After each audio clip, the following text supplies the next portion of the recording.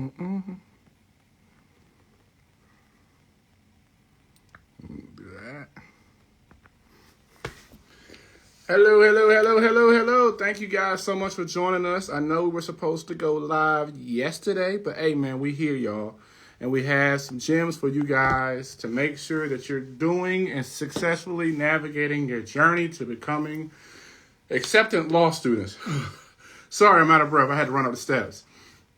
But nevertheless, again, my name is Anthony. I'm the founder of Becoming JD. Our mission, our goal, of course, is to help you guys get into law school. I don't give a damn about affirmative action. I don't give a damn about any of that. So no matter what the gatekeepers may put in our way, you guys, we still going to back you to acceptance. You get me? So, as our room continues to fill up, let us know where you're viewing our session from. Of course, I'm holding it down, you guys, down here in Missouri.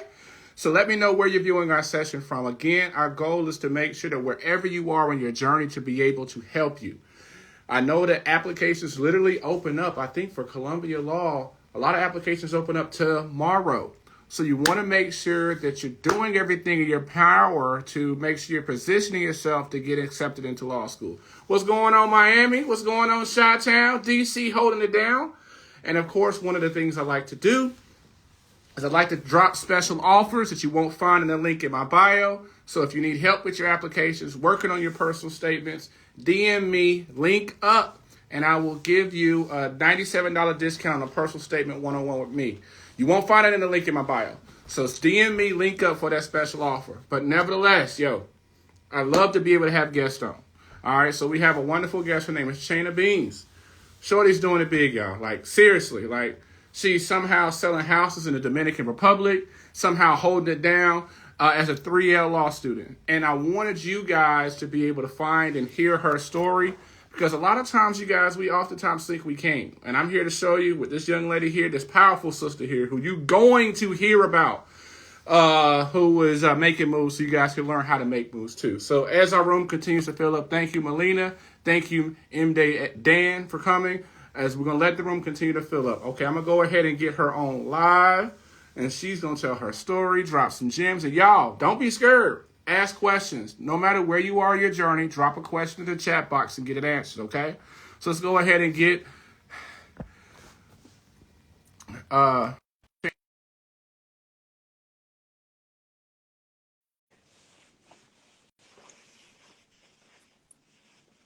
All right, so we're going to let her come on. She's going to be joining us for a second again.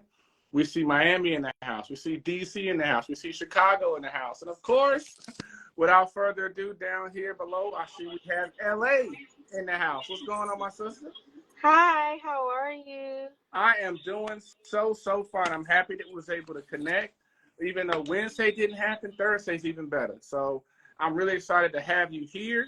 Although I feel like I know you, even though I've been throwing your flowers like left and right, I sis. For know. real. Thank you. I appreciate it. I'm like, every time I see your name pop up, like when you like or support, I'm like, me? He has time to support me. Thank you, because I know you're so busy with helping everybody get into school, but the fact that you show love is super dope. So thank you. Thank you. I appreciate it. Well, of course, without further ado, go ahead, sis. Introduce yourself. Tell them who you are, what you're doing, how you doing it. I mean, I'm sis, big I'm time. so nervous. Thank you so much for inviting me. But my name is Chana Beans.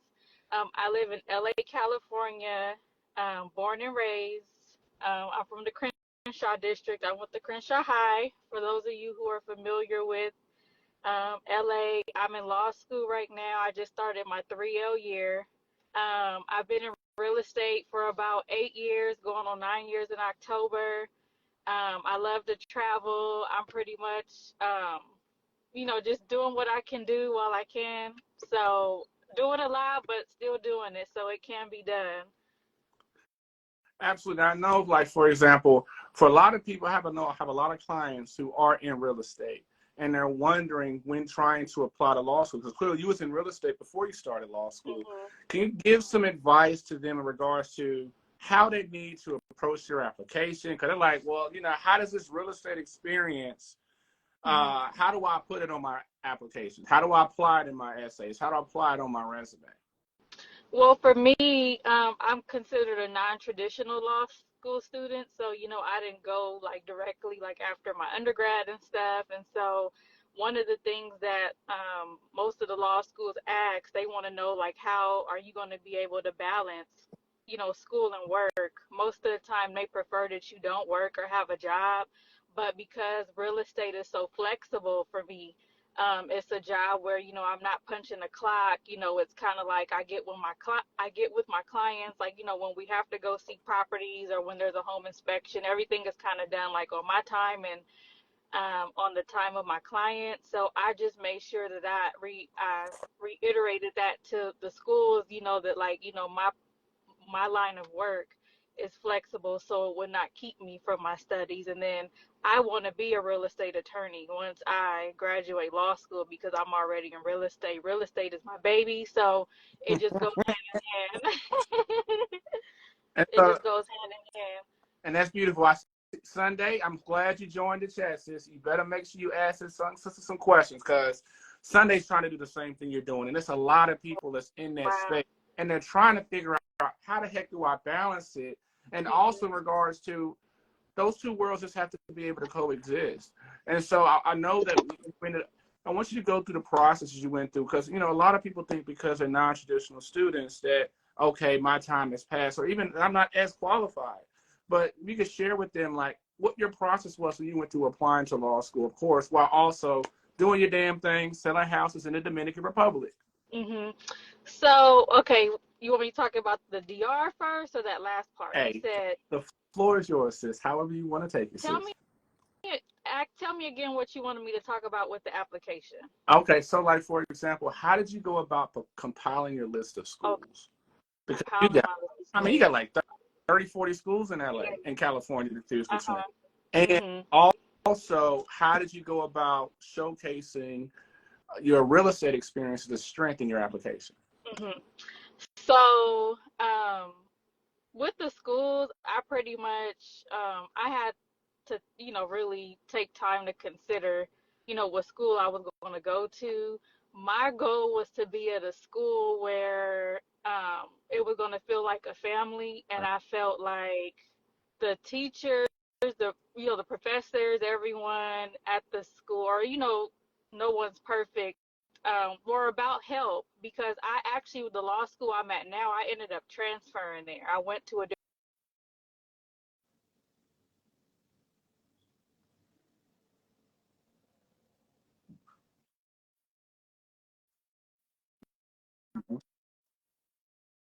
you when you see law school on TV, everybody shows up in this big theater style room. You have your book. It's really like cold. The teacher lectures. Pretty much you figure it out on your own. Law school is like that. But what I like about the school that I'm at now, and pretty much like I had to, I went vetting after like my 1 year. I'm like, okay, I want to be somewhere different. It's like we still pay to go to school, and so Yeah. you want to be around people who like my school, they're really about the students. Like they provide us with resources, practice exams, and all of the students, we're like a family to where like we help each other. Like law school is competitive, but it's still like it's not competitive to where we can't help one another. Because I feel like if I'm in a class with 10 people and we work, if I get together with one or two other people, we study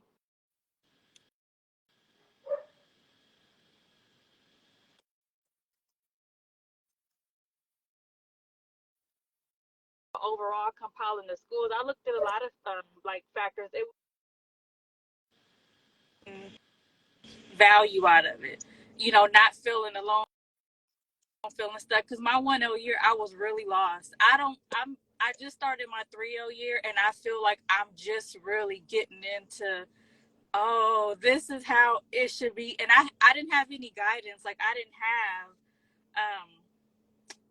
um I'm a first gen, and I Yeah. didn't have any mentors or anything like that. It was like me and YouTube, following other people on Yep. Instagram. Once I started law school and I started seeing a lot of law school pages, I ended up finding you. And then when I started seeing like everything you were posting, I'm like, oh, I didn't know I could do that, or I didn't think about it that way. So I kind of like, how they say thrown to the wolves. That's kind of Yeah. how it was for me.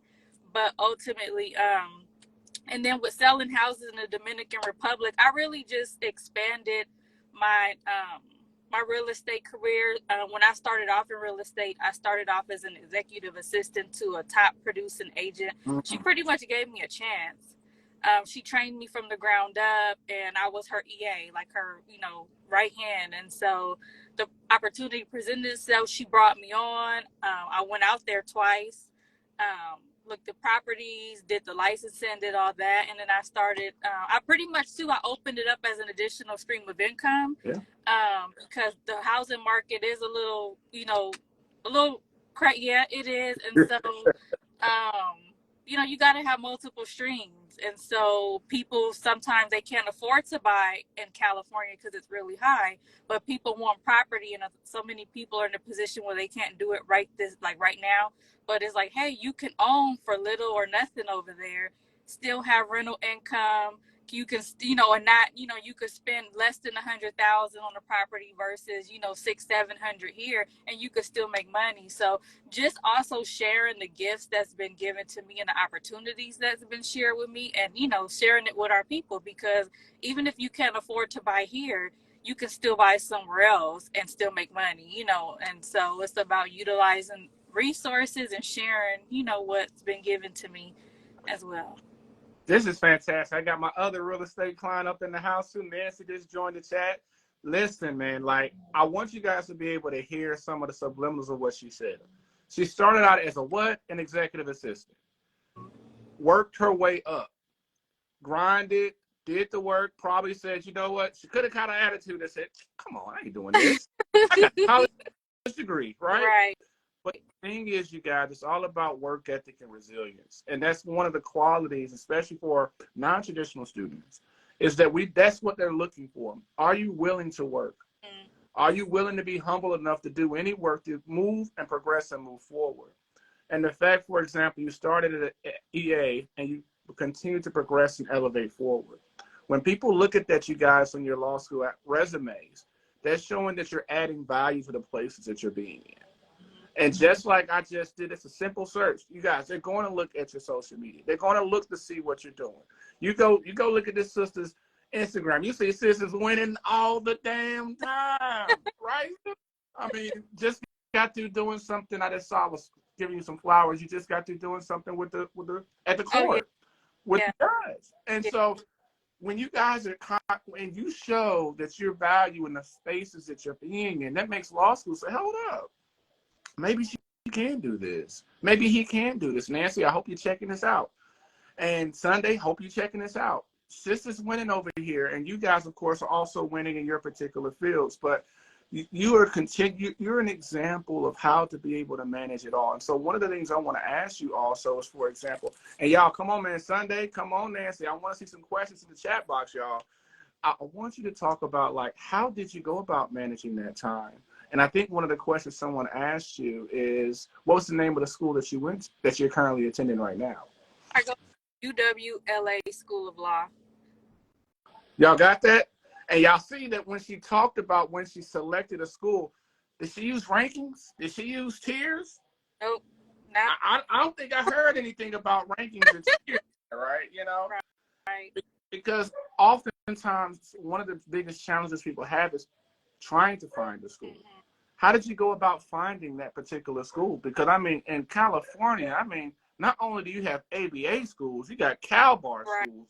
I mean, you got all schools practically on every corner. Yeah.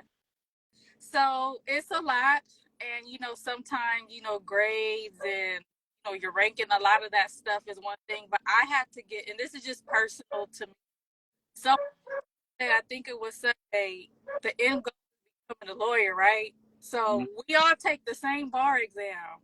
And I remember at one point getting discouraged because I did have the culture shock. And I'm going to just be transparent. I had the culture shock with my grades, C average, my 1L year. And from undergrad, graduating with like a 3.6, 3.7. And then I really thought like, oh, I can get these grades. And it's like, my evidence teacher's like, I don't give out nothing higher than the C. And so I know. And so I was feeling really discouraged, and I remember talking to someone who was a upperclassman when I was in high school. He became a lawyer in Florida. We had like a heart-to-heart conversation, and he said law school is a ticket to the bar. That's what he told me. And ever since he told me that, I really changed my outlook on it, as far as like beating myself up. Because it is, the goal is a ticket to the bar. And it's not to say like don't strive for the best grades, or I'm not saying anything like that, but when you finish law school, you finish the bar, you get, your law degree, you get the license. People aren't asking you, and this is also from what I've been told, because I'm not there yet, but they're not asking you, well, what kind of grades did you have? They just want to know, can you serve them as a lawyer, get the job done? And speaking for myself, also, being a Black, young female, what is considered, minority or whatever, like the privileges aren't the same. And so I just decided I'm just going to have to, do what I can do. And yeah, it's a ticket to the bar. That's what it is. And so we all take the same bar exam. So when you look at it that way, and of course, grades and stuff do matter when it comes to like applying for big law and things like that, if that's your path. But, everyone's path is different. And so I had to get out of, beating myself up about like, oh, well, and then when it comes to top tier school, my school is not, what did you say, a T14? Or, but Yeah, the tier and ranking. another thing that I love about the law school I go to, there are so many predominant judges. Like, so many professors at my school sit in the Superior Court. We have a professor at my school. She teaches, she's in the federal. So to me, I'd rather be surrounded by that. People with opportunities where, hey, like I'm around someone who can help me and show me, versus like, oh, I'm at a school where maybe it's just, I don't want to say the wrong things, but read between the lines if you can, just a bunch of like lawyers who their head is up here and they're just barely trying to help you, or whatever. So it was about that to me, because it's the same law. What you learn at whatever law school you go to, they're teaching the same law at heart. The law is the law, no matter where you get it from. And that was something that I had to realize and I had to learn, especially after like my first year. Absolutely. Because I think, and I hope you guys are able to catch these Sims, like when we're talking about selecting schools, yes, rankings are oftentimes the thing that people distract people and actually really lead to people missing out on a lot of valuable opportunities. Mm-hmm. There are 199 ABA accredited law schools, you guys. And the thing is, I tell people, and sis, you can agree with me or not, but I feel like if you don't get into law school, what it means is that you didn't find the right law school. Yep. Because there's law schools accepting scores, GPAs, but the thing is, you have to be able to find them. And you got to put in that work. And one of the things that oftentimes you realize is, it's like, I know one of the things I ask people is, I say, I want you to find 10 schools that don't, check this rule out, that are not in the same state as you and are not in a state that borders you. Mm-hmm. If you're able to do that, then that's able to help you build your knowledge. And so we got people asking questions. Sunday over here saying, was your first year of law school your hardest year, sis? I will say it was, but it was my hardest year because I was just trying to figure it out. But then I want to say 2L was hard as well. I think the material got harder for me. I hated contracts. I had contracts. And then, sorry, somebody just tried to get in my car. Wrong car. But then when I got to evidence, I said, oh, contracts is easy. So I think my 1L year was my hardest year because I really didn't know when I remember writing my very first exam for torts. And I just wrote like this one big paragraph of what I thought it was. And the teacher I think I got a 55 because I think at the time they didn't give you nothing 50 if you wrote your name on the exam. And I just wrote this paragraph. Like I wasn't separating the issues, rules, or anything. I'm just like, yeah, well, I think it's this, and it's a couple times to figure it out. Yeah, I think my 1L year was my year, but I say that because I didn't really know, and uh, I had time in between from when I, finished my undergrad and everything. So I was kind of getting back into the rhythm of Lower. school. That was another thing. It's like, okay, and law school is a different type of, Mm. you hear it at the time, and at first it's like, everybody's saying that. It's hard, but it is really different. Like, one exam determines your grade. So it's not like if, undergrad, if there are 10 people in the class, everybody got an A on the exam, everybody get the A. It's like if it's 10 people in the class, you might get one A, two B's. The C's is like the median, or depending on how hard your professor is, nobody might not get an A or a B. But to answer the question, I know. And not to scare y'all, but somebody gonna fail.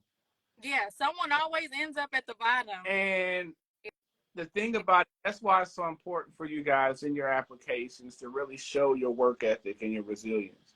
Because the biggest reality check that you get in law school Sunday, the biggest reality you get in there, Deborah, is that everybody's smart. And so it comes down to you've heard that phrase, the devil's in the details. No, like seriously, in law school, the details are what separates you from getting a D to getting a B. Like literally the details. And so it becomes important for you also to be able to make sure that you're showing your ability to be able to weather those storms. And so Sis was able to do that by showing she went from an EA to elevating to where she is now. And so when we're able to show that on our resumes or even show that in regards to our applications, that gives them the security. They knew that, okay, we give her an opportunity. Sis started at EA. Look what she's doing now. We're comfortable enough to be able to say she could do well if given an opportunity. Yes, sis? I have two things I want to say. One, I see Sunday asks, will it be easier as a degree paralegal? I got my undergrad in paralegal. Ain't that, you definitely could connect with me because it seemed like I got my undergrad in paralegal. I thought that was going to help me because in paralegal you learn every law too, but in paralegal school they're not teaching you rules. They're teaching you some law and how to support the attorneys. It's different. I thought like, oh, with my degree, it's it's gonna be easy. I had family law books. I had I didn't have case books, but I had like other books. Most of the subjects, probably every subject. I don't know if did we study evidence. I don't remember, but I'm like, oh, Not saying it won't be. I think you'll have a better understanding of law. If you have under your degree in paralegal, there are a lot of words you're going to hear that make sense because you've heard it before. But what you're actually learning is different. But what I want to tell, the other thing I want to say, you had said something a few minutes ago I want to touch on when you said that, I think you said, and correct me, I don't want to butcher what you said, but you said something along the lines of a lot of times people don't apply because it has something to do with applying and people being afraid.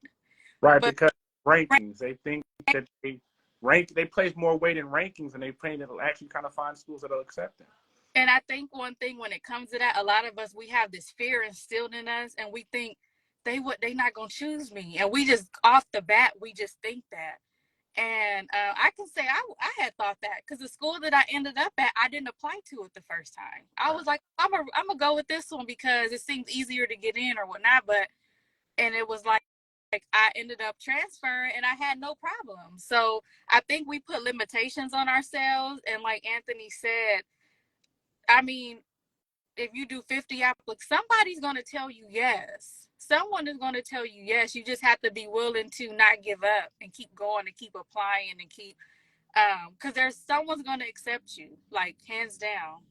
Someone's going to accept you. So I think that we put limitations on ourselves and our own beliefs because we already have our minds preconditioned. Law school is really hard.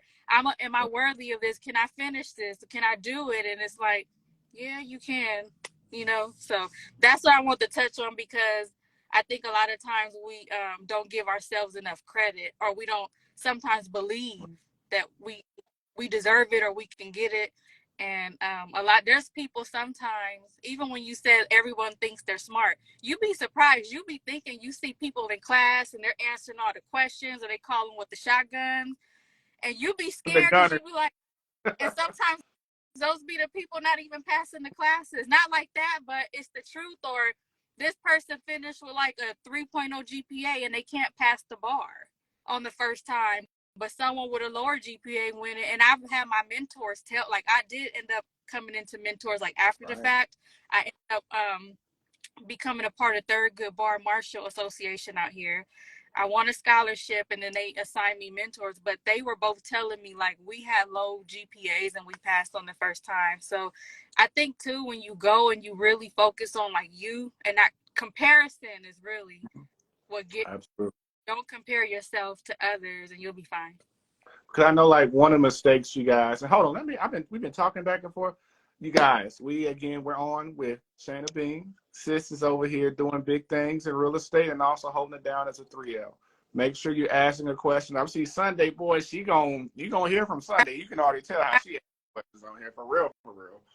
But this is a great opportunity for you guys to find out the pathways of going to law school as a so-called non-traditional student, and the path to make that thing successful. And so one of the things that I wanted to touch on that you talked about, someone asked a question. Sunday said, how did you afford to live in a new state? Did the loan cover you? I live in California, so Right. I didn't have to move. I live here. All right. So you saved a lot on Yeah, that. I And, saved on that. and so one of the things you guys, and I think the mistake that happens a lot of times with us, what's going on, Caden? Thank you for joining us, brother. Uh, one of the things that we see oftentimes happen also is that we're attaching our value and our worth to our LSAT scores, right?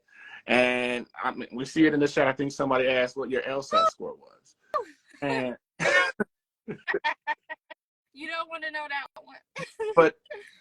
but see, the thing about it is this: if regardless of what her LSAT score is, she's a 3L now. Mm-hmm. Regardless of her LSAT score, guess what? She was able to transfer. Now, sis, keep it a buck. They just don't let anybody transfer. You Yeah. have to do well to transfer. Yes. And so the thing is, I don't want you guys because a lot of times we all initially say we want to be lawyers, and then the doubt initially creeps in when we take that first practice LSAT, right? Mm-hmm. And then it's like, I can't apply to these schools. I can't do this because of my GPA. There are people in law schools graduating from law school who had 129s on LSAT scores, who had 2.0s in GPAs. But it really comes down to you being able to share your amazing and authentic story. And I hope you guys are able to see how this young sister here, you guys are going to hear about Shana doing big things. And she's normalizing juggling and being a time manager, but I hope you guys are able to follow her and see how she's doing it and model her Sunday. See what she's doing, Nancy. See what she's doing, Nick, out in Cali doing the same thing, as a way to be able to see and see your dreams are possible, because she's manifesting it. And so what are some words of encouragement that you want to give to, let's say, to that non-traditional student out there who may not have the great scores about applying to law school? Can I share my LSAT score? Hey, I want to be go transparent. ahead. The first time I took the LSAT, and then I'm gonna give the encouraging words. I got a 133. I took the LSAT 3 times. The first time I took it, I had a 133. The second time it went up 1 point, and then the very last time I took it, I got a 139. So my school, I believe they wanted a 145. So I was still short of the but I had a high GPA, Right. and then sometimes it just depends, personal statement, diversity, stuff like that. And then I passed all my classes my first year, and so when I transferred, they were like, you are meeting the bar requirements of California, so they weren't really worried so much about that. But my words of encouragement is just to never give up. That's really what it is. And at my house, I have like my office where I work and do school and study. Right above the threshold of the door, I have the sticker. I bought it on Amazon, with like those peel and stick. Yeah. And it's forgive. And I look at that a lot, and sometimes I be thinking, because there was a time I thought about stopping going to school. I was becoming so overwhelmed. I'm like, can I do this? I was comparing myself to the other students in the class who I thought, like, they know all this stuff. Like, why I'm not getting it? Evidence. Did you like evidence when you were in law I hated school? it. I hated evidence and I hated Civ Pro. It was like, this this class is just going to be like the death of me. This is going to end my law school career. Never give up, though. That's really what it is. And it's like, if you've been applying, just keep trying. Like, I know it sounds so cliche and we hear it all the time, like, oh, believe in yourself, don't give up. But literally, don't give up, and like, focus in your own lane, like, pour into you. Wow. That's powerful. Make sure that you're good. And I'm not saying, like, you know, close off everyone else, or, you know, don't be nice to your law school friends or whatever. But when you really hone in on you and take care of you, I had to learn that from me. And it was like, once I really started to pour into me, and when it came to this, it's like, okay, it's starting to make sense. Like I said, I'm a 3L, and I feel like I'm just starting to really, like, oh, get the swing of things. Every semester I started is like, oh, I could do this. Like, new things are coming to my mind. Like, I should have been doing this. This would have helped me, you know?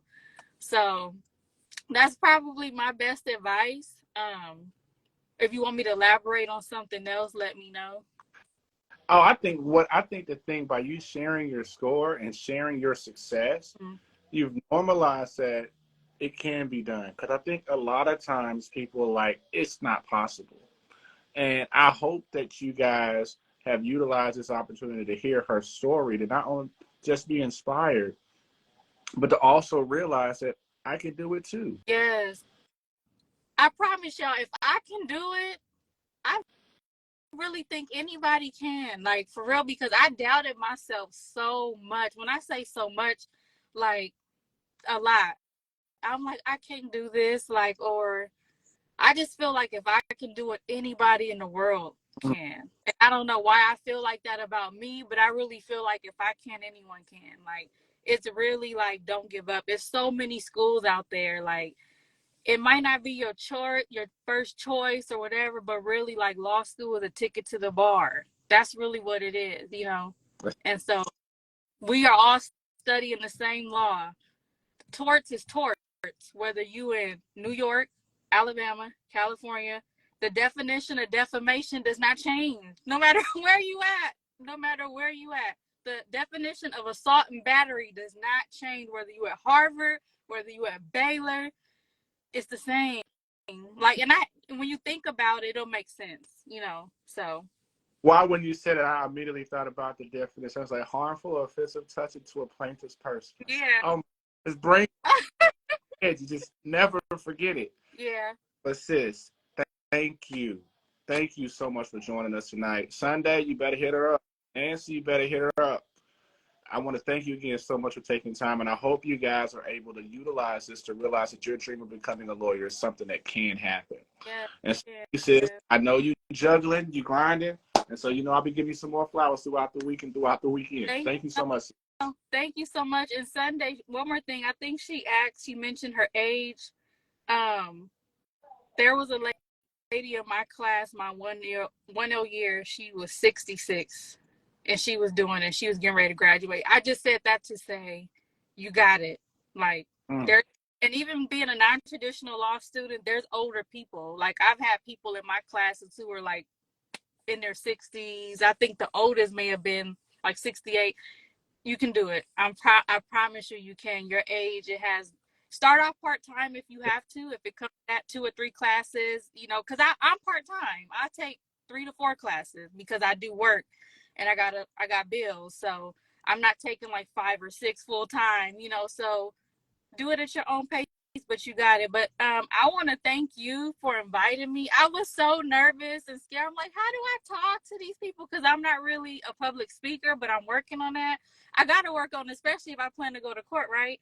And so I was like, what do I say to them? But thank you for the platform.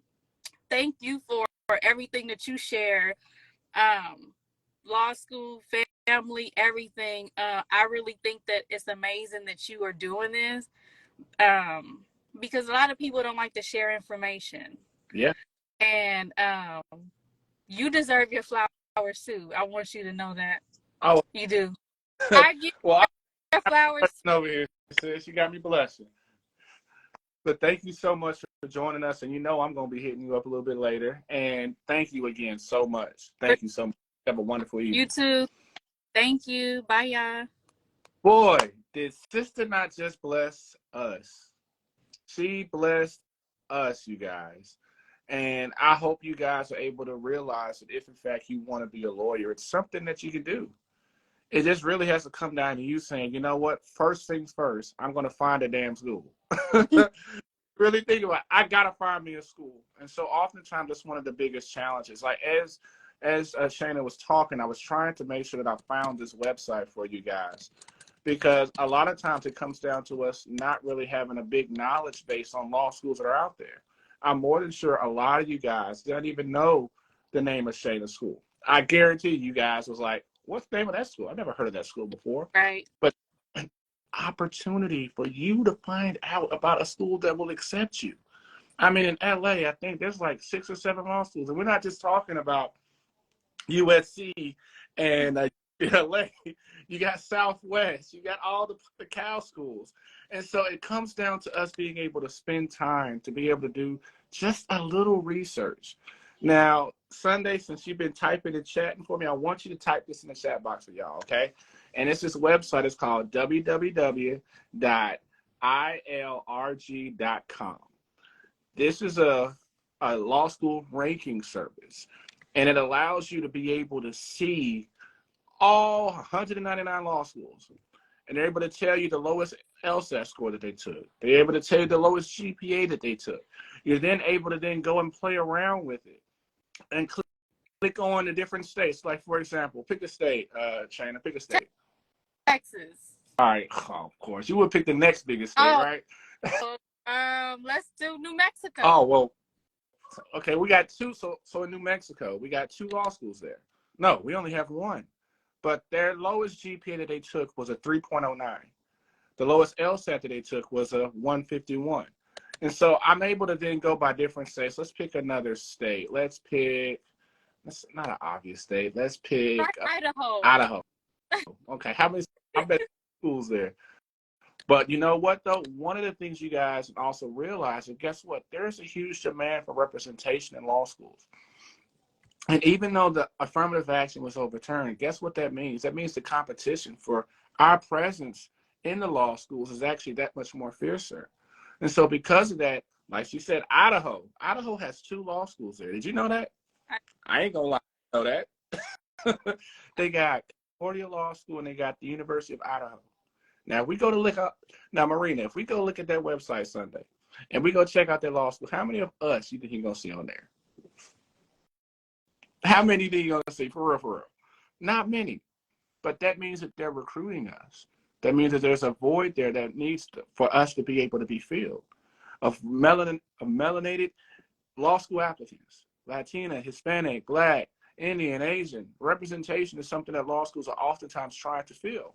And so University of Idaho, I just clicked on it. Their lowest GPA that they took was a 2.93. And if that's the one that they report, chances are they took lower. Am I right? And then if you go and look at the lowest LSAT score they have on here a 142. And if that's the 142, that means they probably took lower than that too. So this is the way that a lot of times it comes down to our knowledge base. And so I see, thank you, I am Deborah, for putting the link for the website on the chat box. Utilize this site to find schools. There's 199 schools, y'all. All we need is 1. And after we find our 1, then it's all about presenting ourselves. You guys have so much more value and more worth than your LSAT score. Look at this sister down here. What her LSAT score was, but look what she's doing things big because of her value and her worth. And you guys have that same value in your worth as well. And it's ILRG.com. I'm sorry. And so I want you guys, if y'all need help, you got this sister right here that's saying, hey, holla at me. Yes. If you need your essays, I'm running a special right now. DM me, link up, and save $97. I want you guys to understand the value of actually comes down to your essays. Because guess what? GPAs and scores, everybody got a score. Everybody got your score. Everybody got your GPA. But how many people had Shana's story? Sunday, can you tell Shana's story? Nope. Can anybody tell your story but you? Mm-mm. And so really, you guys, it comes down to the value of storytelling. It comes down to you being able to sell yourself. Now, check this out, Shana. You tell me what you think about this. Your actual first client as an attorney was you. You represented yourself when you applied to law school. Yeah. Literally, you presented yourself, your personal statement was, Sunday, check this out, was your opening argument. May it please the court. Right? Check this out. Check it out. Let's go further, right? Your evidence was your letters of recommendation. Mm-hmm. Your diversity essay was your cross-examination. Mm-hmm. Your resume was a part of your evidence. And so literally, who better to build your case to get into law school other than you? You got that, Mike?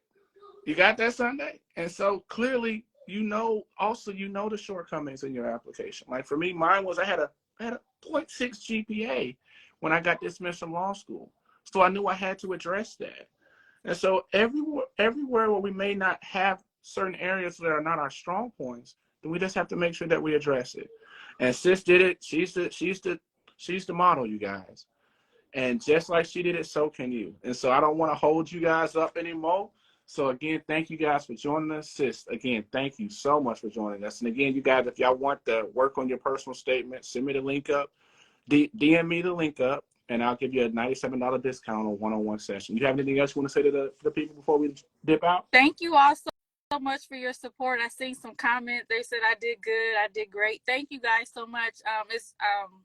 It's a humbling experience to be able to talk before you all and share my story. And I thank you all for your questions and being so supportive. I'm really like a shy person. I don't really be talking. I've been trying to go live more. But I said, if the fact that you reached out, it was meant to be. And if I can share my story to let someone know they can do it, I would love to. Like, I'm like, hands down, when he asked, I said, yes, I would love to. But thank you all so much for your love and support as well. And I look forward to like talking to more of you. If y'all want to message me, if there's anything else I could talk to you about or share, I would love to. All right, and you guys, next week, we're going to be having a law school professor on. Now, Chana B, before we get, I want to ask, when's the first time you met a law professor? The first time I met one? Yeah, ever in life. Probably when I started paralegal school. Wow, and so think about this. For most people, I know I did not ever meet a law professor until I went to law school.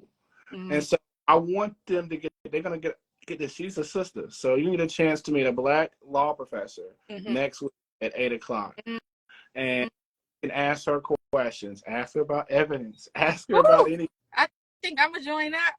And so I'm really excited, you guys. You guys continue to agree to speak and share your stories, and I hope it inspires everybody else to continue to fight.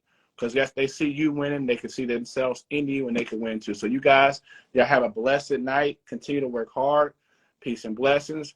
Please drive safe, Shana, and you guys have a fantastic night. Okay. Thank you. Talk to you soon. Peace and blessings.